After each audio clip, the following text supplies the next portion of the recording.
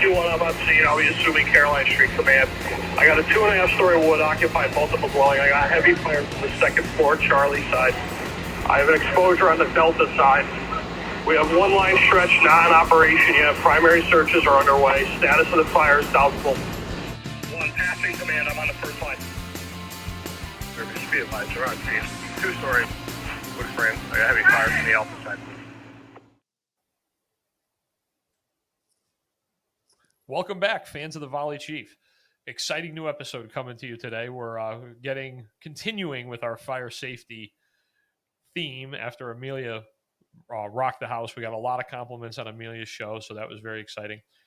I have a longtime friend. I mean, God, I hate to say it, we go back to the 90s, so that kind of hurts on the show today. So he's Timm Willis. He's the fire marshal of Seymour, Connecticut. Seymour borders Derby.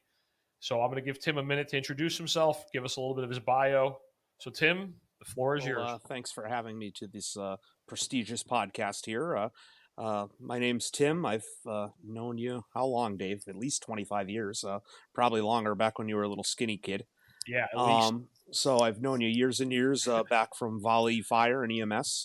I started volunteering in the late 90s, and I went to UNH, as a lot of kids around here who want to go in the fire service do. And then I started in the fire marshal's office part-time back in 2007. And then in 2009, I got hired full-time.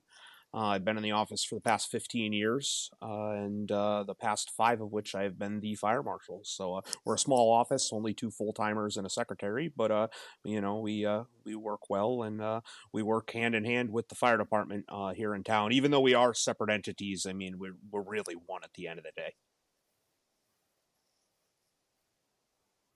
Yeah, that's something that a lot of people don't understand, is that a lot of the communities around here, the fire marshal is actually like a separate division, if you will, from the city. They're not part of the fire department. So it is, like you said, there is everyone works well together. Probably the only time that you have any type of is budgeting, right? When the budget, Yeah. you're off doing your thing, they're off doing theirs. But Timm, just give us a little bit of information. About the fire department? Give us a little bit of information on, about Seymour. So, well, first we got to talk about the town itself. We're an old mill town, like everyone else in the valley. We've been the town of Seymour since 1850, and the Seymour Fire Department actually started back in 1882. It was first when it first came to be as a fire company, as everywhere in the valley and the nation for that matter. They started out as social clubs. It was a social club in 1882 after the Ting Opera House fire. And the very, very first name of the Seymour Fire Department was the Ocean Fire Company. And it really came because they bought a fire truck and it said Ocean on the side of it. So why change a good thing? That lasted about 3 months, and then they became the Humphreysville Hook and Hose Company, which actually paid homage to the original name in town of Humphreysville. And then, here, I'm turning off my camera right now. No Stand problem. by. You don't want to see where it froze. Oh boy. There we go. You good now? You good now, Dave? So yeah, go ahead. Yep. 1882, we became, a few months in, we became the Humphrey Hose Hook and Ladder Company, and that lasted for about 2 years, and then in 1884, they changed to Company 2 to honor the first company, and became Citizens Engine Company number 2, which is kind of unique because 60 some odd years later in 1947, Great Hill formed and actually took the Company 1 designation, even though there had been a Company 1 approximately 60 some odd years earlier. And then we fast forward to current time. The fire department does not first respond to EMS, so just on the fire side, we do between 550 and 600 runs a year. Not super busy, but busy enough. We have approximately 100 volunteers in town, and probably 60 that are fairly active, so we're pretty good on that, and much like the rest of the valley, for whatever reason, despite my best efforts, we tend to burn just like everywhere else around here. So we definitely have some unique situations, much like this area, compared to the rest of the state. So that's kind of why we're here now. It's you know me, I my love of history. The Seymour, it was at one point, all part of Derby, and the Humphreysville name is because David Humphreys, he was George Washington's aide de camp, started a community. He was one of the first people to, build a mill, build the housing for it, and that was the forefront of Seymour. So it is. We always joke and say a lot of things go back to Derby, and in this case, this one does. It was like most of the valley at one point was part of Derby. Yeah, he brought his mill in here and actually. Now, sorry, go ahead. No, come go, on, go, you got go. me on here, and you expect me not to talk constantly. This is going to be a tough one, Dave. So Humphrey actually brought all his sheep up here, and this was where his mill was. And in 1850, the town of Seymour wanted to change their name. They didn't want to be Humphreysville anymore. And that exact year, Governor Seymour actually put a moratorium on name changes for towns because I guess everybody was changing their names. So they wanted to be the town of Richmond, and they had all the paperwork to be Richmond, Connecticut, and the governor put the kibosh on it. So they're like, well, actually, we were thinking about Seymour. And lo and behold, he said, well, I'll let that one slide. So that's how we became Seymour. And right, that one, yeah, that one's good. I'll let that one. So Tim, you said 2-man office. How many buildings? Because Seymour's kind of bedroom community. Like you mentioned, Old Milltown, downtown area, a lot of multifamily, Queen Anne's, big balloon frames. But once you get out of downtown, I mean, even in our lifetime, there's been a lot of development, a lot of new houses in Seymour. So what do you have for how many buildings, I guess you could say, around there? Or how many inspections do you think you have a year? So for multifamilies, which is really our bread and butter, we have approximately 350. And then when you start getting into inspectable properties between businesses, other types of commercial structures, we have about another 600. So about 1,000, which seems like a lot, but when you start comparing to comparable communities in this area, just to speak to Ansonia and Derby, I mean, I know they're talking thousands just of apartment buildings, and we never want to neglect any of them, but people die in house fires. That's where people die statistically. So that is our main focus, getting in those apartment buildings as often as possible. Now, what led you to the fire marshal path? That's a great question. I really don't have that great of an answer. I can say a lot of it dates back to our fire marshal back in the 90s, Mike Driscoll, still a good friend of mine. I don't see him quite as much as I'd like to. He's down in Florida, but Mike was the fire marshal here. He started as actually a paid deputy back in the 80s under Bob Daines, and Mike was the fire marshal from 1990 to 2000. And I liked the investigation aspect of it. And it's kind of hard to do investigations in the smaller communities unless you're the fire marshal. So that's really what drew me into it. It's putting a puzzle back together. But when you talk fire investigations, unfortunately, it's like having a puzzle without all the pieces. So it's definitely a game changer. Yeah, I mean, I would add, I want to do a round table one time and bring in, a lot of the older, I hate to say old guys, but like, Tommy DeMarco from Shelton, like Joe Matasovich, but Mike Driscoll, there's, true gentleman professional. I would say influenced my, my fire service career because I was working in Seymour on the ambulance in the late 90s when he was the fire marshal, and, real good guy. I'm glad you brought his name up because, you think about all these people that throughout our careers, throughout the time that we've done this, that, maybe you've only interacted with them for a few years or a few months, but that you remember them and they guided you a lot. And I would definitely say that Mike, always growing up when we had fire in Seymour and we would get the camera assignment from Pa, it was go up there, find Mike Driscoll and tell him you need to take a picture. Yeah, I mean, your family history, having known you for so long, knowing that the Pa side of things, some of your photos came into play when we go back to the former fire marshals in this town, going back all the way into the '60s with Louis Andrews Sr. and with the Agellos, and even with Pete Wolf Sr. Really going back to our first fire marshal in the early '60s. So I'm sure Pa was there for most of the time taking photos at those. And back in the day when it was just, if you didn't know, oh, it's electrical. Back the very first beginnings of fire investigation, it was that's when it was they used to call it an art, and unfortunately we were our own worst enemies calling it that because it wasn't. It was science even back then. So that's really I always equate it to, I said it earlier, that puzzle where you don't have all the pieces, and that's what I like doing, is putting that puzzle back together. Yeah, now you bring up a great point about family. So obviously my family well documented, but you're in the same boat. I mean, your dad's a long time. Your dad was a long time member. Your brother, like it's a family thing for you It's too. oh, absolutely, it's a family tradition. My father started volunteering back in Ansonia in the early '70s. And I wish I had this really deep, meaningful story on why he started, but he worked just like a vast majority of the valley. He worked at Farrell's, and when those horns went off, those guys got to leave. And he said, "Well, I'm sticking around doing the work, and they're leaving. I'd rather go have fun with those guys." And that's really what piqued his interest back in the early '70s. And he was a member of the Websters, and then a member here in at Citizens since 1976. I got involved in the junior program in the 90s. My brother was a volunteer in 1996. He joined, and he volunteered up until the time he passed away of cancer in 2002. And not to really change topics, but I mean, I know you were good friends with Chris, and he passed away young from skin cancer. And now looking back, knowing what we know now, you got to kind of question, what could have led to that diagnosis and that illness.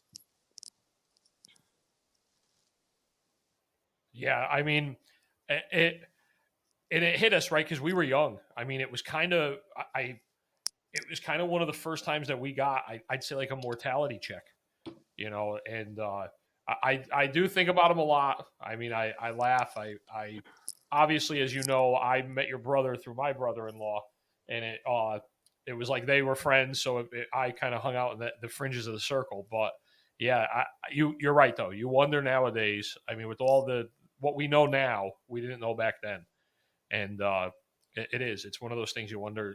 Yeah, and it but you grew up in the firehouse.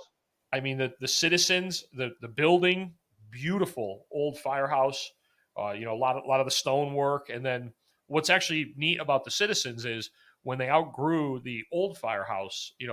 Like a lot of places, usually they just level it, push it aside, and build a new one. And you guys were lucky enough that they just put an addition on. So you have that original old firehouse still, and that's one of the things I love about the citizens: the spiral staircase, all the old wood. It's just a beautiful old firehouse. Yeah, the architecture there, it's absolutely beautiful. It goes back to the 1884. They had the wooden house there, and the original one got built just prior to 1900. There was actually a lightning strike in the early 1900s with a fire. We have some great photos of the crack in the tower, and they managed to refurb it, rebuild it, stay in place. And I know a lot of this podcast focuses on the family and the tradition, and I really think that just having that history and going through there and seeing what it once was, and being grateful enough to still be in that building, that they've maintained it. And I look now and I say that we've kind of outgrown everything, and one day we're probably going to have to move. And it's I hope it's not something that I see in my lifetime, but it's the memories are there. Yeah, and that's one of the things that I again we love about the Valley, right? The tradition, the old. I mean, I no disrespect to the citizens, but I still think the Eagles is the coolest firehouse in the Valley. Uh, Again, we're gonna have Anthony coming up soon, so that ought to be an interesting podcast. But I think that's probably. Would you agree? I mean, I know you got a little bit of favoritism. Oh, I'm right there with you. I like the Eagles. I'm right there with you, Dave. I mean, it comes down to those two, and it's not to disrespect any of the other older houses in the Valley. There's kind of the hidden gem in the fountains that everybody forgets about. That's another great older one. But I'm right there with you that the Eagles has that look and that history right there in it.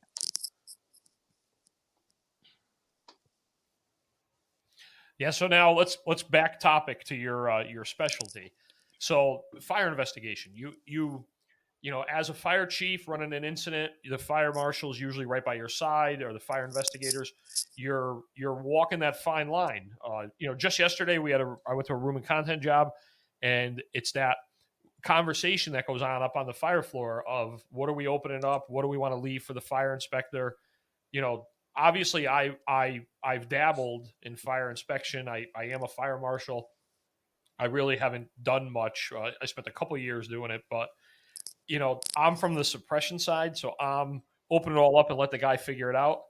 So give me your side of it. What would you tell new fire officers about preserving the scene? Well, it's the double-edged sword, and a lot of it, I think, comes back to that dreaded R word, that rekindle, that word we hate saying out loud that you never want. So, what do? We just overhaul, overhaul, overhaul, so we don't have to worry about coming back.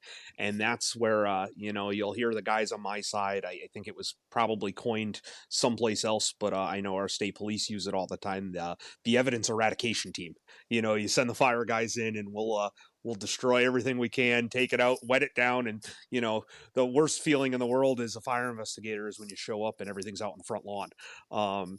It's you're trying to piece your scene together. So it's a fine line. And I one thing, and this is where I'm going to pat the Seymour Fire Department on the back, is I think they do a great job. Maybe they're just tired of having to deal with me, but of calling me inside and let me take a peek before they overhaul, or let me snap a couple photos, or at least kind of taking a mental picture for themselves of, hey, this is what it looked like before they took every piece of sheetrock out or the cabinets out.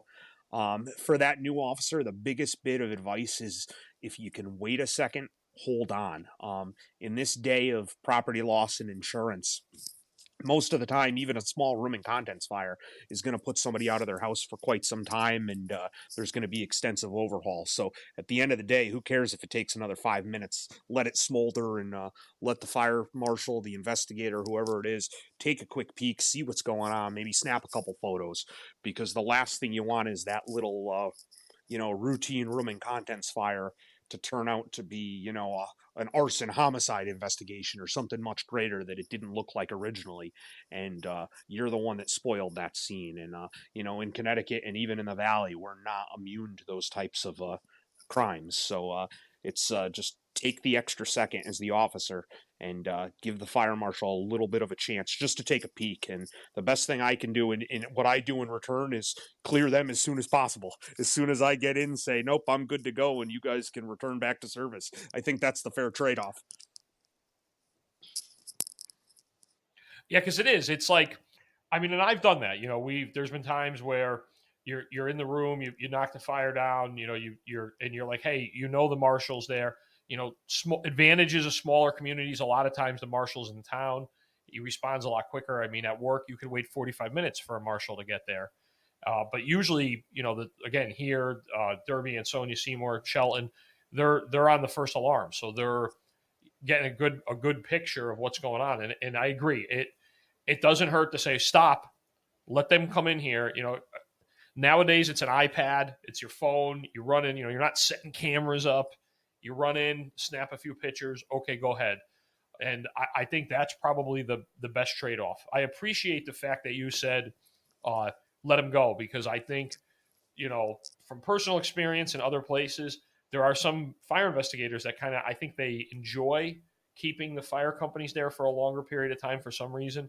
But I agree, it is a good trade-off, and it's a good time to stop. Let everyone stop for a sec, and we're not advocating, if it's still burning, if it's moving up a wall, obviously you got to put the fire out. But there is that few moments where you can let the fire inspector in, you can let the marshal in, let him take a few pictures, let him see the bed was here, the dresser was there, the heater was there. Okay, now we're going to get the bed out, we're going to get the dresser out. But he was able to look at it, and it's something we don't train a lot on. I always, when I was fire chief, I would bring in. You mentioned them earlier. We're fortunate in Connecticut. Our Connecticut State Police handle the state fire marshal side of things, and they're a tremendous group of guys. Paul Mayku, correct me, right? He heads the fire marshal unit. Paul is the acting sergeant of the unit. Yep. The acting commanding officer. I'm sorry. Sergeant, yeah, acting commanding officer. Absolutely, incredible asset, incredible investigator. I unfortunately had the pleasure of meeting him through Mitch and Steve, the Elmwood Ave fire in Bridgeport. He was heading that investigation, and he that's how I met him, and he had to interview all of us, and it was great because you didn't know, right? Like here we just had this horrific incident. We lost two of our guys. Now you got to sit down with the state cops, and you never felt like you were with a cop. You actually felt like you were with a fireman. and that's kind of what made us, rely on him and trust him, and tremendous asset. And those guys, I derailed there. I'm sorry, but they do a good job of helping, and they're probably one of the few. And Tim, you've dealt with them a lot. They're probably one of the few public safety agencies that are very highly regarded and have zero ego. Yeah. All egos are checked at the door, especially in that unit. Believe it or not, in Connecticut, we only have a small little group of men and women there that cover the entire state, and not that we're this monstrous state, but just yesterday there was a fatal fire I saw on the news in Glastonbury, so we're not immune to it. I think the statistics that I've seen just in January alone, we're on the 29th today, and I think we're up to 11 or 12 fatalities, with a couple of those being multi-fatalities, unfortunately. So those guys the guys and girls are fantastic. They check their egos at the door, and they're some of the best in the world. I mean, there's a reason that our training seminars and things like that get people from all over the country, because we're providing some of the best training, and we have some of the best investigators out there. So. Right, and that's a great point, the training, because they in Connecticut, they'll come, provide you with training. It's a great drill opportunity. Reach out to your local, fire marshal, your local fire investigator, and say to them, "Hey, can you, do a class on how not to disturb the scene, how not to destroy the evidence?" And I think that's a link that we sometimes forget, because you take Fire One, right? It's a blow through chapter in Fire One, and that's kind of it. Most departments don't do any more training with the members, and so I mean, I'm sure any fire marshal would be totally fine coming in and giving a class on how, like you said, not to eradicate all the evidence. And especially this time of year, for all our volley chiefs out there listening, for all our company officers out there listening, these cold nights in the winter when you're not doing your ice water and your water rescue, and you're not shoveling hydrants, it's a great time of year to have that drill where you're inside watching, going through some slides and looking at before and afters and ways you can make our lives easier, because I've gone back to it a bunch of times, that puzzle without all the pieces. Try to leave as many pieces in the pile as possible so we can put them together, and just good observations. That's the second part I should have said earlier for company officers, is if something doesn't seem right, it's probably not right. I mean, we're a bunch of dumb firemen, right? We look around and see what we see, and then just move on from there. So I think in my experience, firemen are really, really good at recognizing that there's something wrong. They're really, really good at saying, "Hey, this isn't right." We're really, really bad at passing that information along to someone that can do something with it. You wouldn't believe how many times I've done fire investigations where, something's come to light 6 hours later, 8 hours later, or 3 days later, and all of a sudden, oh, so and so saw that, or sometimes it's we get back, and the guys just want to get the trucks back in service, and on the volley side, you want to get washed up and go home, and you don't always relay that information. So it's not so much the recognition, it's not so much doing the right thing, it's sometimes just passing that information along. And then, speaking of training, if you want to switch hats, you're still involved heavily. The Valley Fire School, another good organization we have in the Valley. You're you're running regional fire school, Fire One, Fire Two programs. You want to talk about that for a minute? Yeah, certainly. It's great that we have training available, and we're fortunate in Connecticut, being a small state, we still have a bunch of regional fire schools that all put out great products, as well as a lot of the independents that just are doing a great job now. There's so many out there that you're getting such a wealth of knowledge, whereas probably 10, 15 years ago you had I don't want to say a limited pool, but you had these great instructors that were teaching in-house, and that was it. And now you're getting the knowledge from all over the place. And, just in little old Connecticut, we have a lot of different a lot of different types of communities. We range from obviously very, very rural to very urban that you're familiar with, and then a lot of the in between suburbia. So it's great to have those aspects. Here in the Valley, we're fortunate that we're able to run a lot of firefighter ones and firefighter twos and get people ready. And then one of the things that I really think is great about this area is that in all these houses represented all the way, in the Naugatuck Valley, you have all these great instructors and guys who, volley there and then have career jobs elsewhere that are able to pass that along in house. So we can get you, into the race, but your companies can definitely push you over that finish line. So now for the Valley School, tell me why Ryan Hart is the best instructor you have. I mean, when you have talent like that with a family history and 20 plus years of experience right here, how could you not want to learn from them?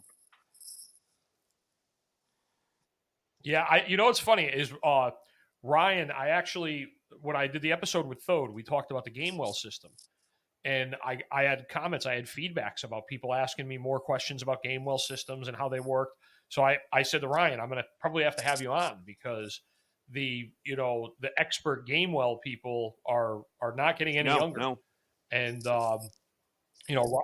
yeah, so I said, I think we're going to have to do an episode on the Gamewell system. I think you do. I believe I have an AFD, what is it, Truck 10 or whatever the designation was for the cherry picker. I think I have one of those shirts laying around somewhere going quite a ways back. But, just another example of the Valley being a little different and having functional Gamewell boxes up until not very long ago. No, I don't know if you know this, but the night we went to the city and told them we were shutting down, we had a fire called in by a Gamewell box. Literally, like you couldn't have scripted it. The person ran out of their house, didn't have their phone, and pulled the box. And it was like, here we are 2 hours earlier telling City Hall, hey, we really don't need these things. We haven't used one in 20 years. And as always happens, that night, someone pulled the box. And it was kind of funny because it was like that would happen. Right? Fitting end to it, it's I miss seeing them out on the streets. I mean, it's nice to go over your buddy's house and see them in their basements on the walls, or go in the local firehouse and see one, cleaned up. But I mean, I have one that I still have to sandblast. But it's kind of a sad fact that they're a thing of the past for the most part. Yeah. So that's about it. We're coming up on the half-hour mark. Anything else you want to add in closing? No, I normally, everybody busts my chops anytime I'm on the news as the public information officer. I end everything with, smoke alarms save lives, but it's not trite. It's not a lie. It's just in my little town in the past 15 years, I can tell you of at least a dozen instances where we'd be calling the medical examiner down if it wasn't for working smoke alarms. So smoke alarms save lives, guys. All right. So this is Tim Willis, the Fire Marshal of Seymour, Connecticut. Thanks, Tim. And as always, I'm sure I'll see you soon somewhere out there. Thank you, everyone, for listening. This is David Lenart, the Volley Chief. We'll be posting this. It'll be posted tomorrow, so you'll hear it on Tuesday. And as always, like and subscribe. Follow us on Facebook and Instagram at the Volley Chief. We now have a YouTube channel. It's the Volley Chief. And we posted our first YouTube video of Buddy's basement dwelling episode last week. So this will be up there too. And Tim, thank you again. Have a great night, everyone. Thanks, Dave.